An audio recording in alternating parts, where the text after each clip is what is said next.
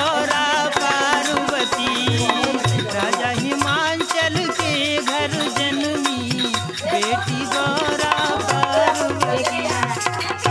यह कार्यक्रम आप टी सीरीज दिल्ली से राजेंद्र सिंह गुर्जर के स्वर में सुन रहे हैं।